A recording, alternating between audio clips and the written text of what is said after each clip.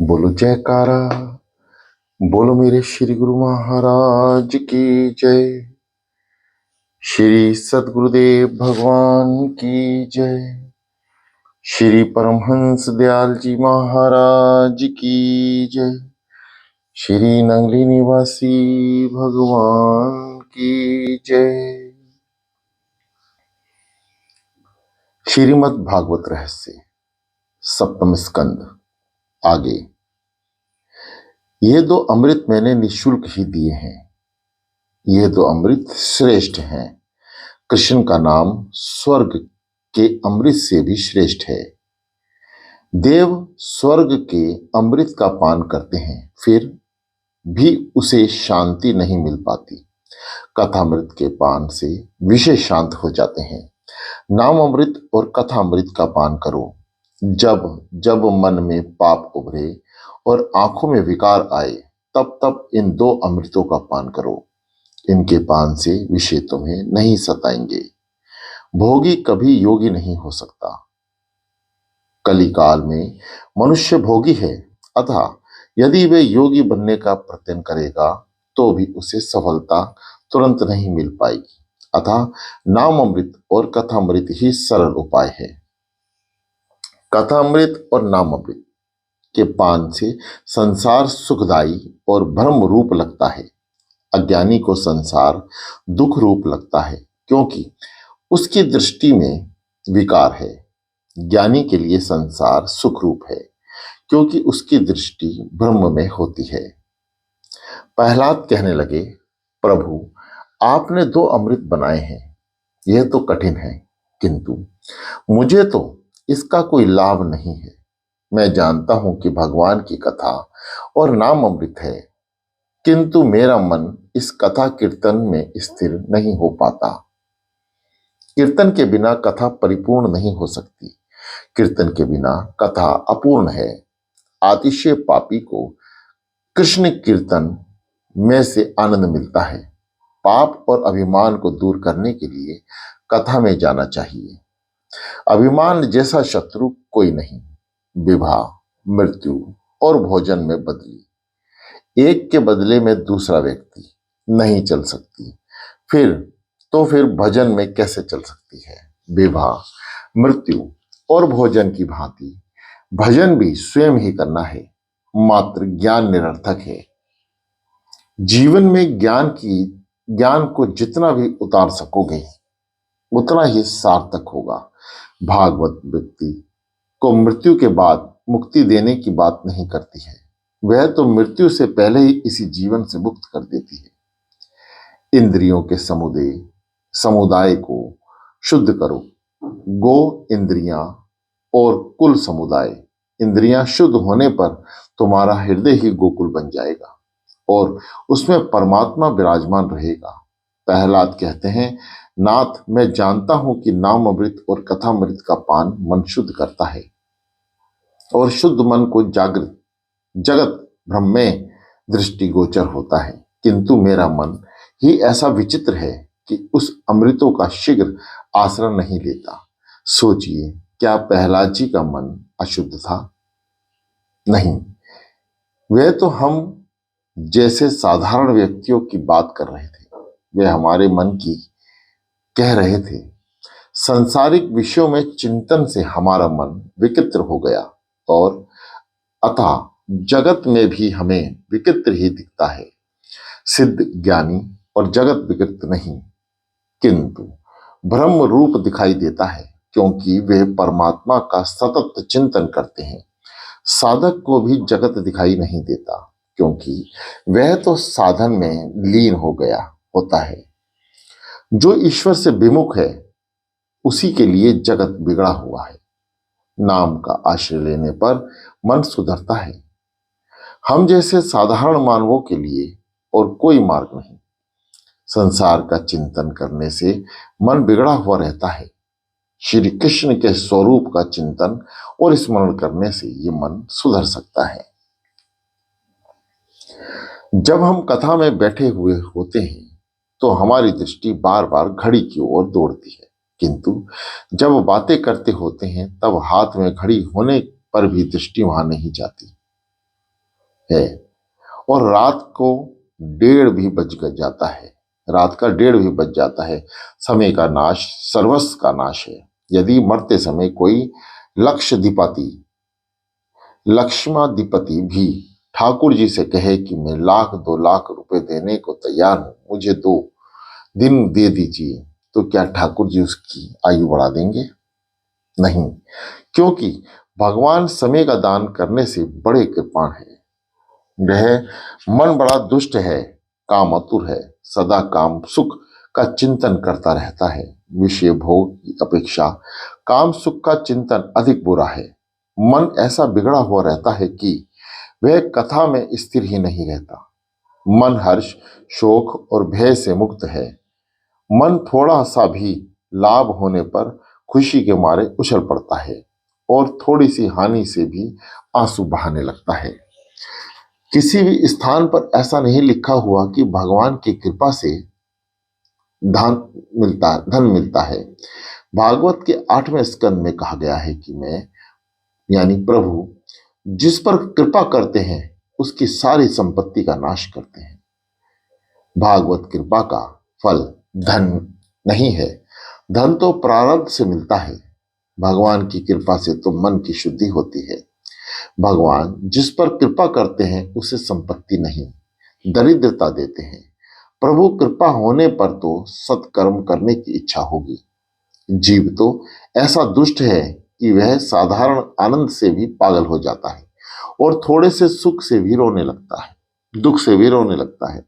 संसार में पाप है, ऐसी कल्पना कभी मत करो। तुम्हें संसार के नहीं, अपने मन में छिपे हुए पाप का उत्तर देना पड़ेगा। तुम जगत के पाप दूर नहीं कर पाओगे। प्रहलाद कहते हैं, मेरा मन असाधु है, मेरा मन कामातुर है। आपकी कथा में, आपके नाम स्मरण में यह स्थिर नहीं हो पाता। कृपा आप ही मेरे मन को सुधारिए। उपकार का बदला उपकार से देना साधुता है। भागवत सेवा से विमुख व्यक्ति को देखकर मुझे दुख होता है। संसार के प्राय सभी लोग जितना श्रम करके दुख उठाते हैं, उतना श्रम यदि भागवत सेवा के लिए करें तो वे सुखी हो जाएंगे। ये संसार का सुख कैसा है? संसारिक सुख दाद खुजली को खुजलाने जैसा है। मैथुन सुख और अन्य इंद्रियां सुख भी इसी कोटि के हैं। जब तक खुजली को खुजलाते रहोगे तब तक शांति का आभास रहेगा, किंतु नाखून के विष से दाद बढ़ता जाएगा और सताएगा भी अधिक। ये सभी सुख तुच्छ और दुखदाई हैं। यन्मे मैथुना दीर्घ में सिद्धि सुखम ही तत्त तुच्छम कंडुयनन करेवर दुखम। गीता जी में भी कहा गया है, ये ही सर्पजा भोगा दुखयोन एवते अदेवंतम कोयंते न तेषु रमते बुद्धम। इंद्रियों तथा विषयों के संयोग से उत्पन्न होते हुए भोग निसंदेह दुख के कारण है। वह यदि और अंतयुक्त अर्थात अनित्य हैं, अंत है। अर्जुन ज्ञानी मनुष्य इन सुखों में कभी नहीं भटकते। वे ऐसे सुखों की इच्छा भी नहीं करते। जब इंद्रियां ललचाने लगें उस समय मानव यदि मन को शांत रखे और सावधान रहे, वह सुखी हो सकता है। प्रहलाद प्रार्थना करने लगे, हे नाथ, मैं इन सब झंझटों से थक गया हूं। तब प्रभु बोले, चल मैं तुझे अपने धाम में ले चलूं। प्रहलाद बोले, मैं वहां अकेला नहीं आ सकता हूं। मैं इतना स्वार्थी नहीं हूं जो अपने इन बाल मित्रों को यहीं छोड़कर आपके साथ अकेला ही चल लूं। मैं अकेला मुक्ति नहीं चाहता। प्रहलाद जी अपने सहपाठी असुर बालकों का भी विचार करते हैं। वे सबकी मुक्ति चाहते हैं।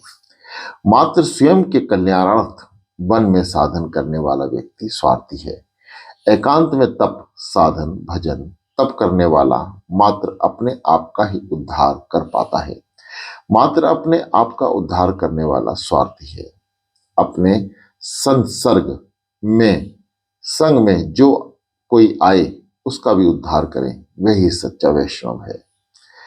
अपनी जन्मभूमि को जगत के अन्य किसी भी जीव को सन्मार्ग की ओर ना ले जाएं और एकांत में बैठकर तप ध्यान करता रहे। वे चाहे कैसा भी ज्ञानी क्यों ना हो, किंतु स्वार्थी ही है। अतः प्रहलाद बोले, हे प्रभु, मैं स्वार्थी नहीं हूं। मैं आपके धाम में आऊंगा तो इन सभी मित्रों को साथ लेकर ही। नाथ, मैं तो आपकी क्या स्तुति कर सकता हूं। वेद की आपकी स्तुति ठीक से नहीं कर पाते। फिर मैं तो बालक हूं। अनन्य भक्ति के 6 साधन हैं। पहला प्रार्थना, दूसरा सेवा पूजा, तीसरा स्तुति, चौथा बंधन यानी पापों को याद करते हुए बंधन करना, पांचवा स्मरण, व्यवहारिक काम काज करते हुए भी प्रभु का स्मरण, छठा कथा स्मरण। इन 6 साधनों से परमहंस गति मिलती है। कुछ साधन करो, साधन के बिना अनुभव नहीं होगा। इन साधनों का आश्रय लेने वाला प्रभु के चरण पाता है। स्तुति के अंतिम श्लोक में प्रहलाद जी ने ये 6 साधन बताए हैं। जो इन साधनों के कार्यान्वित करता है उसे परमात्मा के चरणों में अन्य भक्ति प्राप्त होती है। पहला, प्रार्थना। प्रातः काल में आंखें खुलने पर भगवान का स्मरण करो, प्रार्थना करो, कर दर्शन भी करो और धरती माता को प्रणाम करो। सुबह में कर दर्शन करो, अर्थात हाथों को देखकर सोचो कि मैं इन हाथों से आज पवित्र कर्म करूंगा ताकि परमात्मा को मेरे घर आने की इच्छा हो सके। हाथ क्रिया शक्ति का प्रतीक है। इन हाथों में से सत्कर्म ही करूंगा। शिवो भूतः शिवम यजतम, कल्याण रूप बनकर उस कल्याणकारी की पूजा करो। प्रातः काल में इन श्लोकों का पाठ करो। कराग्रे वसति लक्ष्मी, कर मूले सरस्वती, कर मध्य तु गोविंदम, प्रभाते कर्द दर्शनम। आजकल तो प्रभात में कर दर्शन के बदले कप दर्शन किया जाने लगा है। जागते ही लोग चाय का कप मुंह में लगाते हैं और चाय के साथ बिस्किट खाने के बाद भी अन्य कामों में लगते हैं। प्रातः काल एकदम बिस्तर छोड़ने के बदले प्रथम प्रार्थना और बंधन करो। उनसे प्रार्थना करो कि मैं आपका हूं और आप मेरे हैं। मेरे हृदय में विराजें और मेरे शरीर रथ का संचालन कीजिए। प्रातः काल में दीनता पूर्वक प्रभु से प्रार्थना करो, हे कृष्ण, आपने जिस तरह अर्जुन का रथ चलाया था उसी तरह मेरे शरीर रथ का भी स्वामी बनिए। भटकने वाली इंद्रियों को रोकिए, मेरे इंद्रिय रूप घोड़े को संभालिए, मेरी रक्षा कीजिए। यदि श्री कृष्ण तुम्हारे शरीर रथ के सारथी बनेंगे तो रथ नियत स्थान पर पहुंचाएंगे, और अगर तुम्हारा मन सारथी बनेगा तो तुम्हारा रथ गड्ढे में गिर जाएगा। भगवान जीव से कहते हैं, यदि तू अपना रथ मेरे अधीन करेगा तो मैं तेरी इंद्रिय रूपी घोड़े को भी नियंत्रित करूंगा, संभालूंगा और दिव्य मार्ग की ओर तुझे ले जाऊंगा। जिस प्रकार अपने रथ की बागडोर अर्जुन ने प्रभु के हाथ में दे दी थी, उसी प्रकार तुम भी अपने रथ की बागडोर अपने हवाले करोगे तो वे तुम्हारा रथ पार ले उनके हवाले करोगे तो वे तुम्हारा रथ पार ले जाएंगे। दूसरा, सेवा पूजा। स्नान आदि से निर्मित होकर एकांत में प्रभु की सेवा और उपासना करो। तीसरा, स्तुति। नाथ, आपने जब अजामिल जैसे पापी का उद्धार कर दिया तो फिर मेरी और ही आप क्यों नहीं देखते। चौथा, कीर्तन। स्तुति के बाद एकांत में बैठकर प्रभु के नाम का कीर्तन करो। अपना काम काज करते समय भी प्रभु का स्मरण करते रहो। पांचवा, कथा श्रवण। प्रभु के प्यारे सच्चे संतों का समागम करो। उनके श्री मुख से कथा श्रवण करो। हो सके तो रोज कथा सुनो। यदि कथा ना सुन सको तो रामायण भागवत की कथा का वाचन करो। प्रेम पूर्वक उसका पाठ करो। छठा, स्मरण, समस्त कर्मों का समर्पण। रात को सोने से पहले किए हुए कर्मों का विचार करो और क्या प्रभु को पसंद आए। ऐसे कर्म मेरे हाथ से आज हुए हैं। यदि अंदर से नकारात्मक उत्तर मिले तो मान लेना कि वह दिन जीते हुए नहीं है, मरते हुए गुजर गया। यदि कोई पाप हो गया तो प्रायश्चित करो और किए हुए सभी कर्म फल परमात्मा के अर्पित कर दो। इन 6 साधनों की विधि पूर्वक करने से जीवन सुधरता है और अनन्य भक्ति प्राप्त होती है।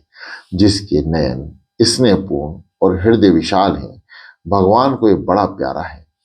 जीव की आदत ही कुछ ऐसी है कि किसी का उपकार तो वह भूल जाता है किंतु उपकार याद रहता है।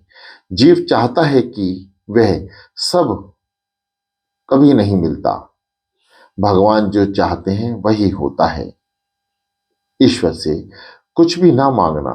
यदि कुछ मांगोगे तो वह व्यापार सा ही हो जाएगा। नरसिंह स्वामी ने प्रहलाद से कुछ वरदान मांगने को कहा। प्रहलाद ने निष्काम भक्ति की अथा वे कुछ भोग आदि नहीं मांगते। जो प्रभु की सेवा करे वह उसके बदले में कुछ मांगे वह तो बढ़िया है। भगवान की भक्ति भाव के लिए करनी है, भोग के लिए नहीं। भोगार्थ भक्ति करने वाला व्यक्ति भक्त नहीं बनिया है। बनिया वह है जो देता तो अल्प ही है और अधिक पाने की इच्छा रखता है। अपने लिए ठाकुर जी को कभी तकलीफ मत दो। नरसिंह स्वामी ने कहा, प्रहलाद, चाहे तेरी इच्छा भी ना हो फिर भी मुझे राजी करने के लिए तो कुछ मांग। प्रहलाद बोले, प्रभु मुझ पर ऐसी कृपा करें कि संसार का कोई भी सुख पाने का विचार भी मेरे मन में ना आए।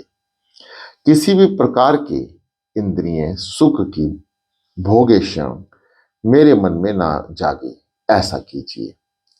काम नाहम हृदय सरोहम भवस्तु वर्णम वर्णम। मेरे हृदय में कभी किसी कामना का बीज भी अंकुरित ना हो। मेरे हृदय में किसी भी कामना का अंकुर ही ना रहे, ऐसा वरदान मुझे दे। प्रहलाद ने भगवान से जो मांगा था वही तुम भी मांगना। प्रहलाद कामस्य नहीं है, कामना नाम हम बोले थे। इंद्रियां सुख की मन मन में इच्छा ही नहीं जागनी चाहिए। ऐसा सादगीपूर्ण जीवन जियो कि मन में किसी सुख की वासना ही न जागे। वासना बुरी है। वासना के अनुसार विशेष सुख का उपभोग ना करने पर व्यर्थ ही होता है, किंतु वासना तो तृप्त करने पर वह और ज्यादा भड़कती है। सांसारिक सुख का उपभोग करने की इच्छा ही महादुखम है। जिसे किसी भी सुख की इच्छा नहीं वह सच्चा सुखी है। सांसारिक सुख की इच्छा कभी हो ना पाए ऐसा समझना ही सुख है। सुख की इच्छा होते ही मनुष्य की बुद्धि शक्ति क्षीण होने लगती है। मन पर हमेशा शक्ति का अंकुश रखो। प्रहलाद ने वरदान भी कैसा मांगा। वासना की जागृति तेज का नाश करती है, सो ऐसी कृपा करो कि मेरे मन में वासना जागे ही नहीं। गीता में कहा गया है, सर्व काम्य कर्मों का और सर्व इच्छाओं का त्याग ही संन्यास है, ऐसा महात्मा कहते हैं। कामनाहम कर्मणम न्यासम संन्यासम काव्यो बुद्धम। जीव निष्काम होता है तो उसका जीव भाव नष्ट हो जाता है और फिर वह भगवान के साथ एक हो जाता है। जीव ईश्वर रूप बनता है। पुण्य भी मुक्ति के बाधक हैं। विवेक से पुण्य को क्षय करो। मेरे स्वरूप को निरंतर ध्यान करो। पाप लोहे की जंजीर है और पुण्य सुवर्ण की जंजीर है। इन दोनों को नष्ट करके ही मुझे मेरे धाम में आना है, तुझे मेरे धाम में आना है। इस स्तुति का पाठ करके मुझे और तुझे जो याद करेगा वे कर्म बंधन से मुक्त हो जाएगा। प्रहलाद बोले, नाथ ऐसी कृपा कीजिए कि मेरे पिता की भी दुर्गति ना हो पाए। नरसिंह स्वामी बोले, तेरे पिता तो सदगति देने की शक्ति मुझ में नहीं है। तेरे सत्कर्मों के प्रताप से ही तेरे पिता की सदगति होगी। तेरे जैसे पुत्र से तो 21 पीढ़ियों का उद्धार होता है। मातृ पक्ष की साथ, पितृपक्ष की साथ और सास ससुर पक्ष की साथ। प्रहलाद, आज तक मैंने रावण, शिशुपाल या अन्य किसी दैत्य को अपनी गोद में कभी नहीं बिठाया, पर तुझ जैसे भक्त के कारण मैंने आज तेरे पिता को अपनी गोद में लिया। तेरे जैसे भागवत भक्त पिता का उद्धार करता है, इसमें कोई आश्चर्य नहीं है। माता पिता दुराचारी हो, किंतु यदि पुत्र सदाचारी होगा तो उनका भी उद्धार होगा। किंतु यदि माता पिता सदाचारी हो और पुत्र दुराचारी हो तो उनका उद्धार नहीं हो सकता, उनकी दुर्गति ही होगी। एक हंस युगल आनंद में रहता था। हंसनी बड़ी सुंदर थी। एक बार घूमते फिरते झांस ढल गई कि वे एक वृक्ष पर बैठ गए। वहां कोए का एक घोंसला था। हंस ने उससे रात गुजार देने की विनती की। हंसनी की सुंदरता देखकर कोई की मति भ्रष्ट हो गई। शास्त्र में कहा गया है कि जो व्यक्ति अपनी आंख से पाप करता है वह उसे अगले जन्म में कुआं बनना पड़ता है। कोई ने हंसनी को रात भर रहने दिया। दूसरे दिन वे जाने लगे तो कोया हंसनी को रोकने लगा। हंस ने कहा, हंसनी मेरी है, तो कोआ उसे अपनी कहने लगा। अंत में दोनों न्याय मांगने के लिए न्यायाधीश के पास पहुंचे। न्यायाधीश ने कहा कि मैं तो दोनों की बातें बराबर सुनने के बाद निर्णय करूंगा। वह कौवा बड़ा चालाक था। कोया पितृदूत माना जाता है तथा वह न्यायाधीश के घर जाकर कहने लगा कि तुम्हारे माता पिता कौन सी योनि में हैं वह मैं जानता हूं, अतः तुम मेरा काम करोगे तो मैं तुम्हारा काम करूंगा। तुम हंसी को मुझे दिला दो और मैं तुम्हें यह बताऊंगा कि तुम्हारे माता पिता कौन सी योनि में हैं। न्यायाधीश कोई की बातों में आ गया। उसने दूसरे दिन न्याय करते हुए कहा, हंसनी उसी की है जो उड़ता हुआ आगे निकल जाए। हंस की अपेक्षा कौवा अधिक गति से उड़ता है। कौवा उड़ता हुआ हंस से आगे निकल गया और न्यायाधीश ने हंसनी उसी के हवाले कर दी। अब न्यायाधीश ने कोए से अपनी माता पिता के बारे में पूछा। कोए ने उसे एक कूड़े के ढेर के पास ले जाकर कहा, ये दो जंतु ही तुम्हारे माता पिता हैं। अन्यायी पुत्र के पिता माता की ऐसी ही दुर्गति होती है। पिता की सिर बड़ी भारी जिम्मेदारी होती है। यदि वे अपने पुत्र को संस्कारी बनाए तो उसका पुत्र ही बेरी बन जाता है। प्रहलाद, तो अशांत न होना। तेरे पिता का उद्धार हो गया है और साथ साथ तेरी 21वीं पीढ़ी पवित्र हो गई है। 21 पीढ़ी पवित्र हो गई है। सुखदेव जी वर्णन करते हैं, राजन, अब तो तुम्हें विश्वास हो गया होगा कि भगवान ने दंड में ही वरुण करुण है। भगवान के दंड में ही करुणा है। भगवान जिन दैत्य आदि को मारते हैं उनका उद्धार भी करते हैं। निष्काम भगवान का काम भाव से चिंतन करने वाली गोपियां भगवान में बन गई तो शिशुपाल क्रोधाभाव से प्रभु का चिंतन करता है, फिर भी वह प्रभु में हो गया। कंस भी भय से प्रभु का चिंतन करता हुआ प्रभु में हो गया। भगवान के ध्यान में गोपियां काम भाव से, शिशुपाल वेर द्वेष से भाव से, कंस भय से तन्मय हुआ था। अटल बेर भाव, बेर विहीन भक्ति भाव, भय, स्नेह और अन्य किसी भी भाव कामना से भगवान में पूर्णता मन लगना चाहिए। भगवान की दृष्टि से इन भावों में कोई भेद नहीं। बात इतनी सी और यही है कि किसी भी रीति से भगवान से तन्मयता ना हो, तन्मयता हो। किसी भी रीति या किसी भी विधि से भगवान से तन्मयता हो। भगवान के द्वारपाल जय और विजय के ये तीन अवतार हुए थे। पहला हिरण्याक्ष और हिरण्यकशिपु, यह लोभ का अवतार था। दूसरा रावण और कुंभकर्ण, यह काम और पमाद का अवतार था। तीसरा शिशुपाल और दंतवक्र, ये क्रोध और अभिमान का अवतार था। प्रहलाद जी ने अपने पिता के मृतदेह का अग्नि संस्कार किया। ब्रह्मा जी ने प्रहलाद की राज अभिषेक किया। प्रहलाद ने नरसिंह स्वामी को प्रणाम किया। नरसिंह स्वामी प्रसन्न हो गए। नारद जी ने प्रेम से प्रहलाद की चरित्र कथा धर्मराज को सुनाई। फिर भी नारद जी ने देखा तो धर्मराज ने मुख पर गिलानी छाई हुई थी। नारद जी सोच में डूब गए कि अब भी धर्मराज उदास क्यों है। क्या कथा के कथन में कोई क्षति हो गई? जो ये कथा से भी आनंदित नहीं हुए हैं।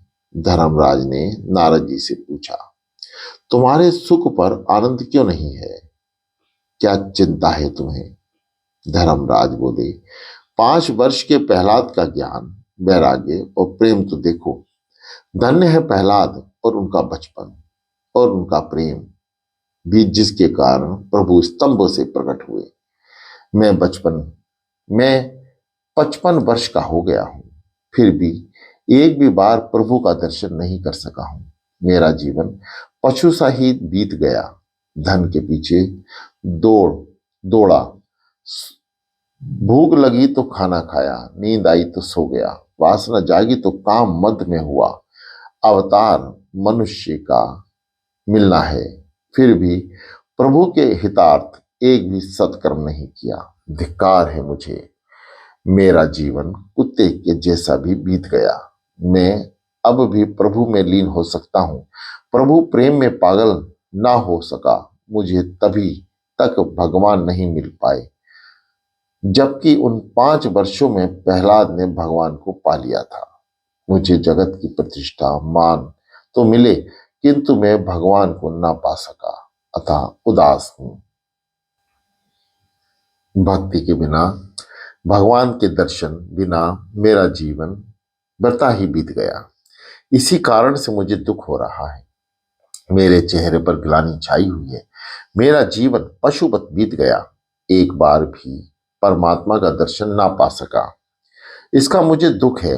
मैंने वैसे तो बहुत किया, किंतु जो करना चाहिए था वे नहीं किया। मैंने भगवान के लिए कुछ भी नहीं किया। शरीरम स्वरूपम नवीनम कलत्र धनम मरुतुल्यम यश चारु चिदात्रमम। हरि रंधिर तत्व मन चेने लगन तहा कीमतहा कीमतहा कीमतहा किम। सुंदर शरीर, नवोर्ण पत्नी, मेरु पर्वत जितना धन और पुष्कल कृति तो हो, किंतु मन प्रभु चरण में ना लगा हुआ हो तो उन सब से क्या लाभ? इसमें क्या हुआ, क्या मिला? कुछ भी तो नहीं। जगत की प्रतिष्ठा, धन या विद्वान अंतकाल में कुछ भी काम नहीं आती। जो विद्या अंतकाल में निरर्थक और निरुपयोगी है ही रह जाए, उससे लाभ ही क्या? बोलो जयकारा। बोलो मेरे श्री गुरु महाराज की जय। श्री सतगुरुदेव भगवान की जय। श्री नगरी निवासी भगवान की जय। बोल सतगुरुदेव भगवान की जय।